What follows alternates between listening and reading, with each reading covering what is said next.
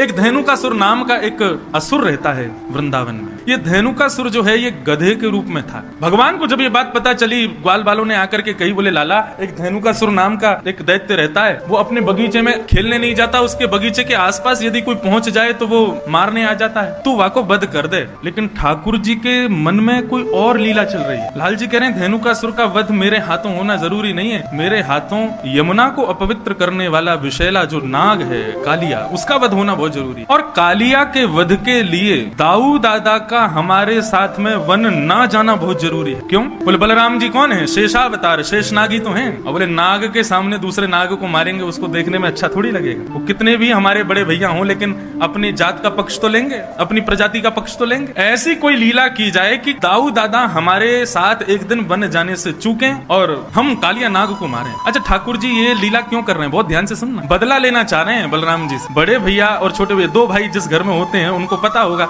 बड़ा भैया हमेशा कहा करे छोटे भैया को चिढ़ाते ही रहे। और ठाकुर जी को बहुत चिढ़ाते हैं दाऊ दादा, इतना चिढ़ाते हैं, इतना चिढ़ाते हैं, सूरदास जी ने तो एक पद लिख दिया। ठाकुर जी ने समस्त बाल बालों से कहा भैया देखो धेनुकासुर का वध हम नहीं करेंगे, यदि धेनुकासुर को मरवानो है तो दाऊ दादा ते कहो, हम अकेले थोड़े ही हैं बलवान, दाऊ दादा भी तो बलवान है। सब ग्वाल बाल दौड़े दौड़े दाऊ दादा के पास गए, बोले दाऊ दादा आपके बल की तो कहा कही जाए, आप तो इतने बलवान हो, ऐसे हो वैसे हो, खूब प्रशंसा की। हर बार असुरन को कन्हैया मारे, आप कब मारोगे? दाऊ दादा बोले हम तो कोई कहवे ही ना है, हमें कोई बतावे ही ना है, कोई असुर को मारनो, हमें बताओ तो हम मारे। तब सबने बताई, बोले धेनुकासुर नाम का एक दैत्य आया है वृंदावन में, आप उसको मार दो। दाऊ दादा ने तो महाराज कसली अपनी कमर, बोले अभी बता मैं कहाँ है धेनुकासुर, अकेलो कन्हैया बलवान थोड़ी है, हम भी कम थोड़ी है कन्हैया थे। अब यहाँ दाऊ दादा सब ग्वाल बालों के संग जा रहे थे। ठाकुर जी ने मधुमंगल को बुलाया, बोले सुन यहाँ पे। दाऊ दादा जैसे ही धेनुकासुर को वध करे ना, पूरे वृंदावन में हल्ला मचा दियो, बोले दाऊ दादा ने गधा मारो, यो मत कहियो असुर मारो। पूरे वृंदावन में हल्ला मचवा दियो और सबंत कह दियो दाऊ दादा ते छुए नहीं, गधा को मार के आए। मधुमंगल बोलो मुंह को कहाँ मिलेगो? बोले बढ़िया दूध पिवाऊंगा तो, और तू कहेगो छाछ पिवाऊंगा, दही दे दूंगा, मक्खन खवाऊंगा अपने हाथे,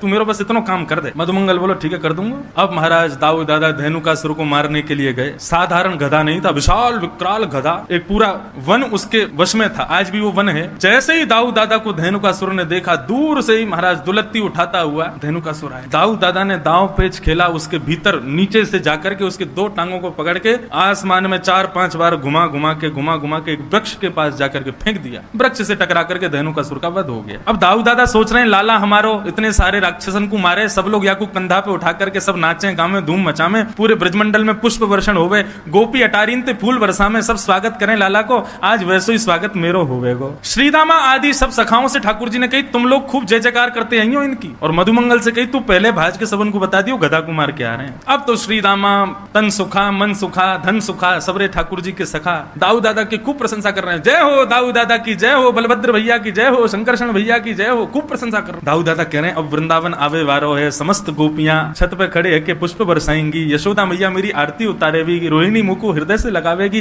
कन्हैया मुंह को दंडवत प्रणाम करेगा, आज मैंने भी राक्षस मारो। लेकिन यहाँ जैसे ही दाऊ दादा वृंदावन में पहुंचे, गोपियां सामने से निकले और मुंह पे हाथ धर के खूब जोर से हंसे। ग्वाल बाल बगल से निकले तो हंसी मजाक करते हुए निकले, अरे दाऊ दादा तुमने तो नाक कटा दी आज हमारी। अटारीन पे गोपियां सब खड़ी हैं लेकिन मुंह को ढक करके खड़ी और जोर जोर से हास परिहास कर रही हैं। दाऊ दादा जिस गली से निकले वहां यदि समूह होता सब अरे भागो भागो भागो, या छुवियों मत गधा को मार के आयो है। दाऊ दादा के नेत्र लाल पड़ गए, आंसू निकलने लगे, रोते भय पहुंच गए यशोदा मैया, सब समझ गए किसने किया ये काम। रोते रोते गए यशोदा मैया से जाके बोले आज लाला ने मेरी ऐसा अपमान करवाया पूरे वृंदावन में, मैया मैंने राक्षस मारो, मैंने दैत्य मारो, भले ही वो गधा के रूप में हो लेकिन राक्षस हटाओ। और कन्हैया ने पूरे वृंदावन में झूठी खबर फैला दी कि मैंने गधा मारो है। दोनों भैया में हाथापाई हेन लगी, दोनों लड़न लगे। यशोदा मैया आई, दोनों के बीच बचाव कियो, दूर दूर किए, बोले कहा करना चाहो आज बता दो। दाऊ दादा बोले मैं बड़ा हूं, मैं पहले बोलूंगा। बोले बोल। बोले आज के बाद कन्हैया के संग में खेलवे नहीं जाऊंगा वन में। ठाकुर जी तुरंत चरणों में गिर गए, जय। अरे दाऊ दादा ऐसे मत करो, आपके बिना तो मैं कैसे खेलूंगा, आपके बिना कैसे जाऊंगा,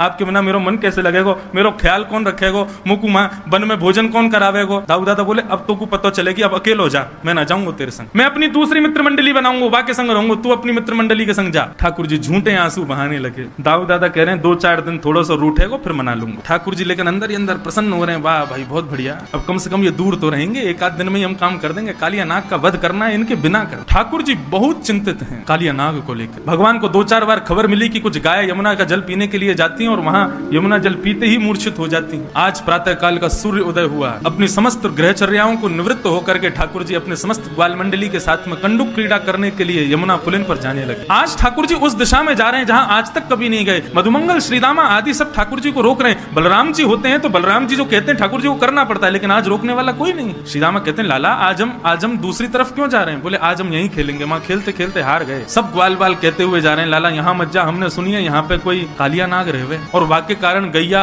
और कोई भी ग्वाल बाल यदि वहां विचरण करे तो मूर्छित है जाए। हमने तो सुनी है ऊपर से कोई पक्षी भी उड़ के चलो जाए तो वाको भी मरनो है जाए, इतनो विष निकले यमुना जी में थे। अरे ठाकुर जी बोले सब बनी वही बात है, कोई यमुना में कूद के स्नान ना करे, यहाँ हमारे सबने भ्रम फैला रखो, ऐसा कछू ना है, चलो मेरे साथ। जैसे ही पहुंचे बंजर भूमि, दूर दूर तक केवल काली रेत दिखाई दे रही है। सब ब्रजवासी बालक घबरा रहे हैं, लेकिन ठाकुर जी के हृदय में जो भाव है वो ठाकुर जी को पता है। कंडुक क्रीड़ा करते करते इस प्रकार से क्रीडन किया कि मधुमंगल श्रीदामा की जो गेंद थी ठाकुर जी ने उसको यमुना जी में फेंक दिया। जैसे ही यमुना जी में जाकर के गेंद गिरी है, ठाकुर जी ने अपनी माया से ही श्रीदामा के हृदय में प्रवेश किया और श्रीदामा के माध्यम से जिद करवाने लगे कि मुझको तो वही गेंद चाहिए।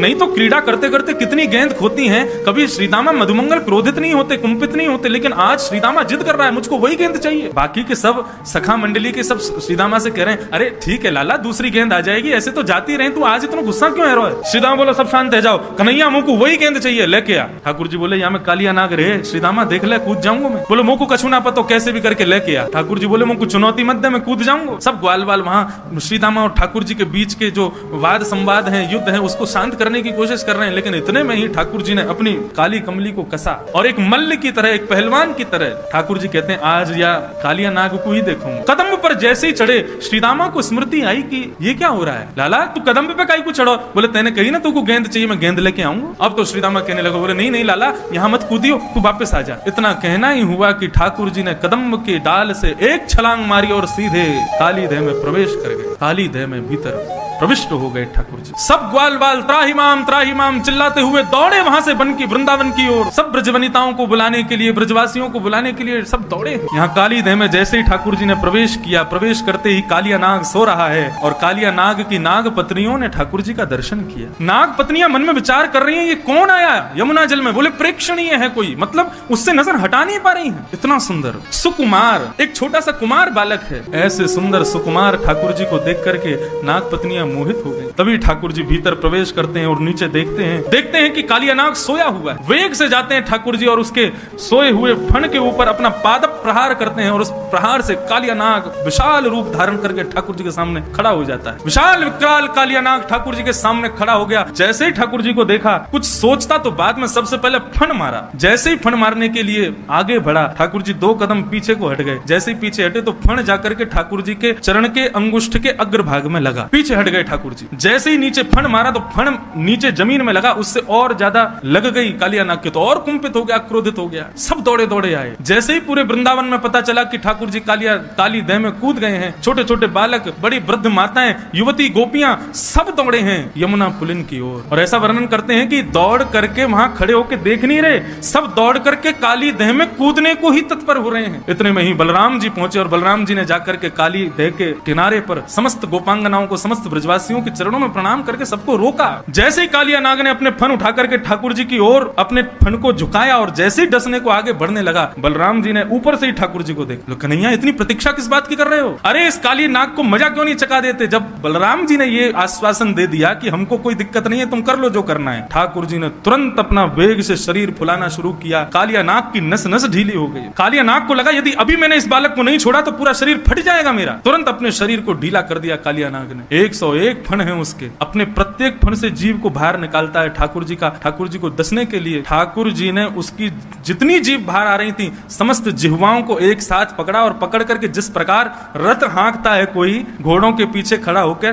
ठाकुर जी ऐसे ही समस्त जीवों को पकड़ करके कालिया नाग के मस्तिष्क पर चढ़ खींच लिया जोर से। जैसे ही ठाकुर जी ने जीव को खींचा, कालिया नाग अपनी अन्य मुखों से जीव निकाल करके ठाकुर जी को डसने लगा। ठाकुर जी बोले ऐसे नहीं मानेगो, या को मजा चकाने ही पड़ेगा। जिस जिस मुख से अपना फण फण बाहर निकालता है, उस फण पर ठाकुर जी अपनी एड़ी दबाते हैं, चरण नहीं रखते हैं, अपने चरण के पिछले भाग से उसके मस्तिष्क को रोंदते हैं। अब 101 फण वाला कालिया नाग कभी पहली जीव को निकाले, कभी 10वीं जीव को निकाले, कभी 80वीं जीव को निकाले, जिस जीव को कालिया नाग निकाले ठाकुर जी उतनी द्रुत गति से उसके मस्तिष्क पर प्रहार करते हैं। आकाश मार्ग से समस्त देवता पुष्प वर्षण कर रहे हैं। तभी क्या देखती हैं नाग पत्नियां? कालिया नाग के मुख से, नाक से, कान से, हर स्थान से जितने छिद्र हैं उसके मुख में सब जगह से रक्त की धार बह रही। नाग पत्नियों ने सोचा कि यदि अब ठाकुर जी से प्रार्थना नहीं की तो हमारे पतिदेव मारे जाएंगे, मर जाएंगे।